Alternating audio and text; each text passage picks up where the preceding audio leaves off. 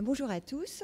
Je vais vous présenter donc une recherche-action qui a été pilotée par l'URPS pharmacien Hauts-de-France et donc qui s'intitule « Renforcer le repérage dépistage ciblé du risque cardio-neurovasculaire en officine ». Cette action a été cofinancée par l'ARS Hauts-de-France, la CPAM de l'Artois et réalisée en partenariat avec les URPS médecins libéraux, le CERFEP et la faculté de pharmacie de Lille. Donc je n'ai aucun lien d'intérêt à déclarer. Donc tout est parti du contexte suivant. Donc nous avons dans notre région un taux de mortalité prématurée moyen pour l'ensemble des maladies cardiovasculaires qui est largement supérieur à la moyenne nationale.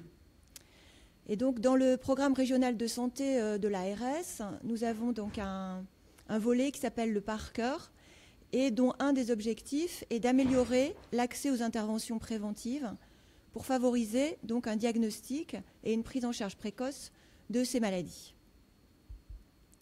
Donc l'objectif de notre étude était d'expérimenter un modèle d'organisation de repérage dépistage ciblé des facteurs de risque cardiovasculaire en pharmacie d'officine. Le pharmacien d'officine aujourd'hui est un acteur clé du système de santé. Il est très proche géographiquement du public. Il a des contacts fréquents avec une grande accessibilité et une disponibilité du fait de larges plages horaires d'ouverture. Et puis surtout, il est investi de nouvelles missions, notamment grâce à la loi HPST, contribuer aux actions de prévention et de dépistage. Donc pour réaliser cette étude, nous avons constitué un groupe de travail pluriprofessionnel constitué de médecins cardiologues, diabétologues, de pharmaciens et de psychologues, et déterminer une zone expérimentale qui est la zone de Lens-Hénin, dont le taux élevé de mortalité prématurée est vraiment largement supérieur à la moyenne nationale. Sur cette zone, on compte 138 officines, et donc nous avons eu 44 officines volontaires qui ont été formées lors de 2 soirées animées donc par un médecin cardiologue, un pharmacien et une psychologue. Les médecins traitants et spécialistes de la zone ont tous été informés par courrier et l'expérimentation a débuté donc fin septembre 2016 et duré jusqu'au 31 janvier 2017. Le modèle expérimental comprenait 5 étapes. Donc dans la première étape, il s'agit donc de repérer les patients à risque en appliquant des critères d'inclusion, notamment les recommandations de la HAS, donc l'âge, le sexe, les antécédents familiaux de maladies cardiovasculaires, le tabagisme. Mais également des critères d'exclusion, puisqu'en fait, toutes les personnes qui étaient déjà suivies pour des maladies cardiovasculaires ne pouvaient pas être incluses dans l'étude. Donc pour favoriser l'adhésion à ce dépistage, le pharmacien utilisait une approche motivationnelle pour convaincre donc les personnes de participer. Mais afin de l'aider également, nous avions organisé une campagne de communication à l'intérieur de l'officine à l'aide d'affiches et puis de stop-comptoirs et de petites brochures explicatives à destination du public de l'officine. Donc à partir du moment où le pharmacien obtient le consentement donc, de la personne, il l'emmène dans un espace de confidentialité pour réaliser donc, les mesures, donc dans l'étape 3, le dépistage en lui-même.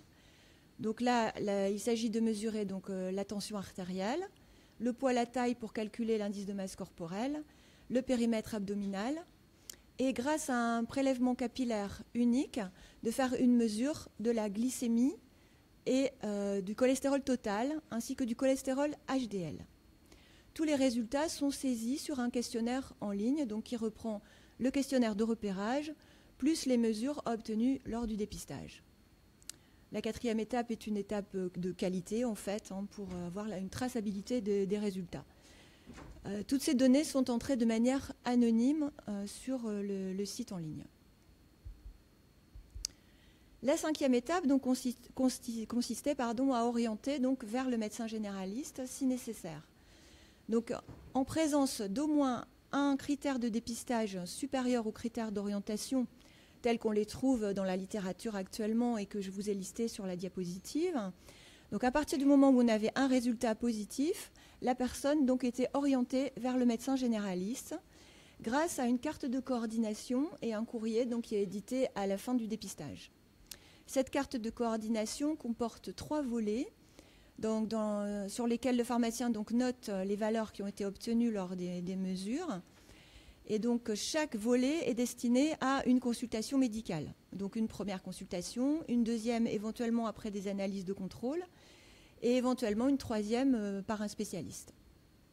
Il est à noter que le groupe de travail avait déterminé des valeurs à haut risque, que je vous ai écrites ici en rouge, et qui nécessitaient donc une consultation rapide.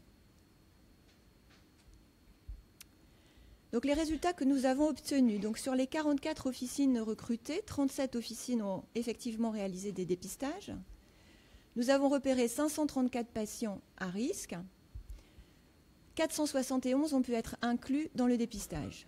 Donc la caractéristique des patients inclus, ce sont donc des personnes dont la moyenne d'âge est de 51 ans, avec une majorité de femmes, donc nous avions 61% de femmes, 39% de fumeurs, et la majorité d'entre eux ont déclaré avoir un médecin traitant et ne pas avoir de difficulté d'accès aux droits et aux soins.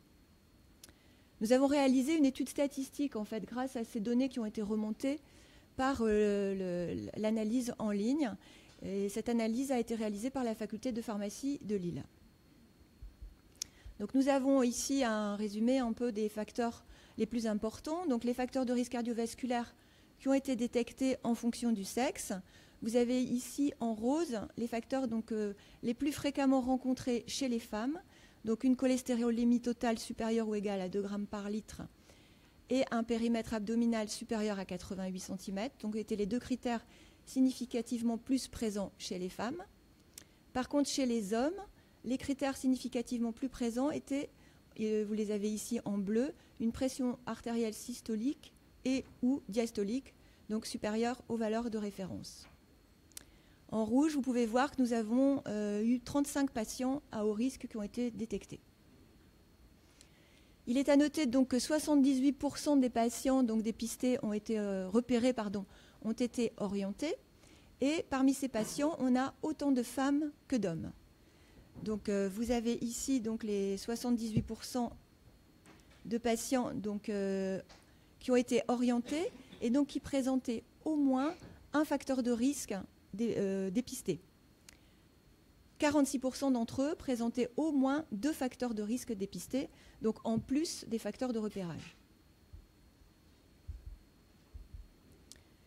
Nous avons distribué 373 cartes de coordination. Seulement 68 cartes sont revenues, donc mentionnant une première consultation, c'est-à-dire 18% donc des patients qui ont consulté. Et nous avons reçu 13 cartes correspondant à la seconde consultation qui mentionnaient un diagnostic, avec une participation donc, de 55 médecins qui ont renseigné les cartes de coordination. En conclusion, donc, cette expérimentation montre la pertinence en fait, d'un repérage dépistage ciblé du risque cardiovasculaire en pharmacie d'officine, puisque ce modèle expérimental s'est avéré efficient. Nous avons eu une bonne adhésion des patients, avec 44% de demandes spontanées de leur part.